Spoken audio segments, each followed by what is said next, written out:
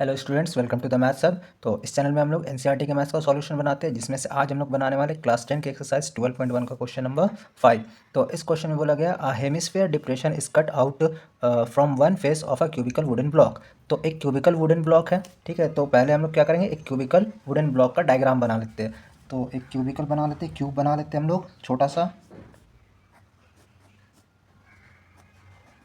ये क्यूब बन गया। अब क्या बोला गया है कि एक hemisphere cut out from one face of a cubical wooden, इस क्यूबिकल वुडन से एक हेमिस्फेयर काट करके निकाल दिया गया। तो यहाँ पे हम लोग क्या करें, हेमिस्फेयर का ऊपर वाला पार्ट बना दिया, ऐसे गोल होता है, और ये नीचे से ऐसे कट करके निकाल दिया गया है, ठीक है। Such that the diameter L, तो डायमीटर को यहाँ पे एल लेना है, of the hemisphere is equal to the edge of a cube. तो वो क्या है, इस क्यूब के एज के इक्वल है। तो यहाँ क्या करेंगे हम लोग, डायमीटर को ले लेंगे एल।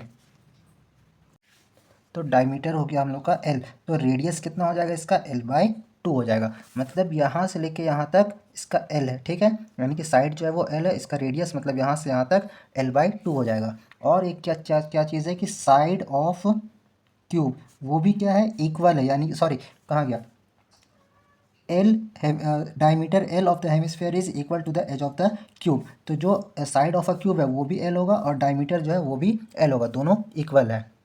आगे बोला गया है determine the surface area of remaining solid. अब जो भी सॉलिड है उसका हम लोग को सरफेस एरिया निकालना है। इसको ऐसे समझ लीजिए कि एक क्यूब वाला जो आइसक्रीम होता है डब्बा वाला, उसमें से क्या किया जाता है, गोल चम्मच से ऐसे करके निकाल दिया जाता है। तो अब जो एक चम्मच निकालने के बाद जितना भी बचा हुआ है उसका हम लोग को एरिया निकालना है। तो इसका एरिया निकालने के लिए पहले हम लोग क्या करेंगे, पूरे क्यूब का सरफेस एरिया निकालेंगे। उसमें से ऊपर में जो ये सर्कल बना हुआ है इसको माइनस कर देंगे, और ये जो हेमिस्फेयर है, ठीक है, इसका सरफेस एरिया निकाल करके इसमें प्लस कर देंगे। तो पहले हम लोग इसको बनाते हैं, ठीक है। सबसे पहले लिखेंगे surface area of cube that is 6a²। 6 और a कितना है, l है, तो l², इसको इतना ही रहने देते हैं। इसके बाद क्या करेंगे, ऊपर वाला जो सर्कल है उसको हम लोग माइनस कर देंगे, ठीक है। तो यहाँ पे लिखेंगे surface area of upper, surface area of upper face, है ना, surface area of upper face. वो क्या हो जाएगा, इसमें से हम लोग माइनस कर देंगे, क्या कर देंगे, पाई आर स्क्वायर। ऊपर जो सर्कल है उसको हम लोग माइनस कर देंगे, ठीक है, इसलिए यहाँ पे माइनस का साइन लिया गया है। तो पाई की जगह पे पाई रहने देते हैं। आर कितना है, एल बाई टू है, तो एल बाई टू का स्क्वायर, तो ये कितना हो जाएगा, पाई एल स्क्वायर बाई फोर, इतना हो जाएगा, ठीक है। और क्या करना है, ये जो हेमिस्फेयर हम लोग काटे, इस हेमिस्फेयर का हम लोग को सरफेस एरिया निकाल लेना है। तो यहाँ पे लिख देंगे सरफेस एरिया ऑफ हेमिस्फेयर, ठीक है, सरफेस एरिया ऑफ हेमिस्फेयर। तो हेमिस्फेयर का सरफेस एरिया होता है 2πr²। तो 2 की जगह पे 2, पाई की जगह पे पाई, आर कितना है, आर है l/2, तो यहाँ पे लिख देंगे l/2 और फिर इसका स्क्वायर हो जाएगा, दैट इज़ 2πl² अपॉन 4। अब हम लोग क्या करेंगे, पूरे सॉलिड का उसका हम लोग सरफेस एरिया निकालेंगे। तो यहाँ पे लिखते हैं total surface area of remaining solid, ठीक है। अच्छा, यहाँ पे माइनस यहाँ पे लेने का ज़रूरत नहीं है, यहाँ पे हम लोग माइनस लेंगे, ठीक है। तो ये हो जाएगा surface area of cube minus surface area of upper face, then इसमें हम लोग प्लस कर देंगे, प्लस करेंगे surface area of hemisphere, surface area of hemisphere. अब जितना जितना आया उसको लिख लेते हैं। सरफेस एरिया ऑफ क्यूब ये आया है 6l², तो यहाँ पे लिख दिए। फिर माइनस करेंगे, इससे क्या माइनस करेंगे, surface area of upper face, ये कितना हो गया, πl²/4। यहाँ पे लिख देंगे πl²/4। उसके बाद प्लस करेंगे surface area of hemisphere, that is 2πl²/4। इसके आगे कैलकुलेट करते हैं, 6l² की जगह पे 6l² हो जाएगा। अब यहाँ पे देखिए 2πl²/4, 2 है और यहाँ पे 1 है, तो यहाँ पे 2 प्लस में है और यहाँ पे 1 माइनस में है, तो प्लस माइनस माइनस हो जाएगा। तो ये दोनों को माइनस कर, 2πl²/4 में से 1πl²/4 को माइनस करेंगे तो 1πl²/4 आएगा, और साइन लग जाएगा बड़े वाले का, दैट इज़ प्लस का। तो अब इसमें से हम लोग आगे फिर इसको कैलकुलेट करेंगे। तो इसके नीचे 1 है, तो 4 और यहाँ पे 1, 4 और 1 का एलसीएम 4 हो जाएगा। Then 4 into 6 L square plus 1 into pi L square. तो इसके आगे हो जाएगा 6 4 ज़ा 24 L square plus pi L square by 4। अब यहाँ से एल स्क्वायर और एल स्क्वायर को कॉमन ले लेंगे, तो एल स्क्वायर कॉमन आ गया और ये 4 आ गया इसके नीचे, बच गया यहाँ पे 24, तो ब्रैकेट में 24 और प्लस पाई, इसको यहाँ पे लिख देंगे। तो ये हम लोग का फाइनल आंसर हो गया, सेंटीमीटर स्क्वायर।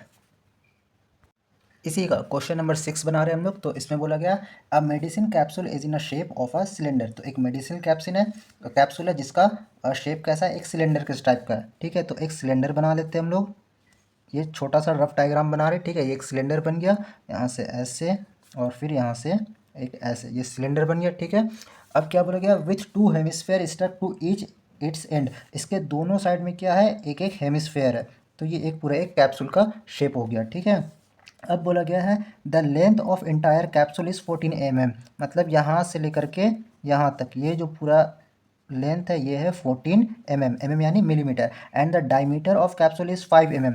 मतलब यहाँ से यहाँ तक जो डायमीटर है, तो डायमीटर को लिख लेते हैं हम लोग 5 मिलीमीटर हो गया, ठीक है। 5 mm हो गया, तो रेडियस हो जाएगा 5/2 मिलीमीटर, दैट इज़ 2.5 मिलीमीटर। ये रेडियस, ये हेमिस्फेयर का भी रेडियस है और ये जो सिलेंडर है बीच में उसका भी रेडियस है। आगे बोला गया है फाइंड इट्स सरफेस एरिया। अब इस पूरे कैप्सूल का हम लोग को सरफेस एरिया निकालना है। अगर ये पूरा यहाँ से यहाँ तक 5 है तो इसका आधा, मतलब यहाँ से यहाँ रेडियस 2.5 होगा। जब यहाँ पे यहाँ से यहाँ 2.5 है तो यहाँ से यहाँ तक भी 2.5 ही होगा। तो पहले हम लोग क्या करेंगे, सिलेंडर का लेंथ निकाल लेंगे, ठीक है। तो यहाँ पे लिख लेते हैं length of cylinder is equal to, पूरा यहाँ से यहाँ तक 14 है, इसमें से इधर का 2.5 और इधर का 2.5 माइनस करेंगे, दैट इज़ 2.5 माइनस 2.5 यानी 14 माइनस 5.0 दैट इज़ 9 मिलीमीटर। तो सिलेंडर का जो हाइट आ गया या लेंथ आ गया वो 9 मीटर आ गया और रेडियस आ गया है 2.5। हेमिस्फेयर का रेडियस है 2.5। अब हम लोग इस पूरे का हम लोग सरफेस एरिया निकालेंगे। तो आगे लिखते हैं हम लोग सरफेस एरिया ऑफ कैप्सूल। पूरे कैप्सूल का सरफेस एरिया निकालेंगे तो निकालना पड़ेगा हम लोग को सरफेस एरिया ऑफ सिलेंडर।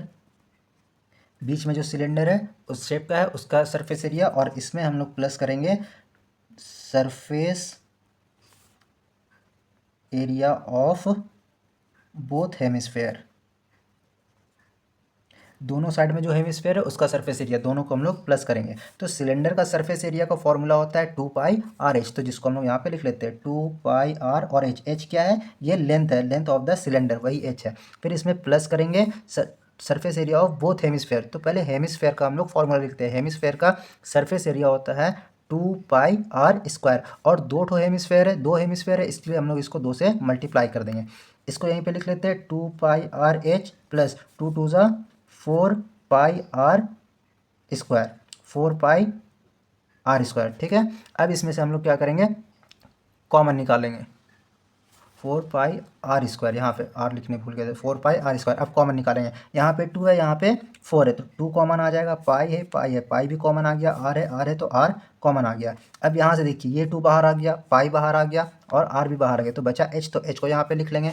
उसके बाद प्लस लगाएंगे, यहाँ 4 था और 2 बाहर आ गया तो 2 बचा, फिर पाई था, पाई बाहर आ गया, r² है, एक r बाहर आ गया, दूसरा r यहाँ पे लिख देंगे। अब हम लोग इसका वैल्यू बैठाएंगे, तो 2 के जगह पे 2, पाई के जगह पे 22/7, r के जगह पे 5/2 लेंगे। r कितना है हम लोग का, r है यहाँ पे 5/2, तो इसी को हम लोग यहाँ पे 5/2 ले लेते हैं, 5/2। देन ब्रैकेट, लेंथ h है 9, तो 9 लिख दिए, प्लस 2 इंटू 5/2, अगेन r है, r 5/2 है। अब इसको कैलकुलेट करते हैं, तो ये 2 यहाँ से कट गया, 22 5 ज़ा 1 1 10 1 1 0 और यहाँ पे 7 नीचे आ गया।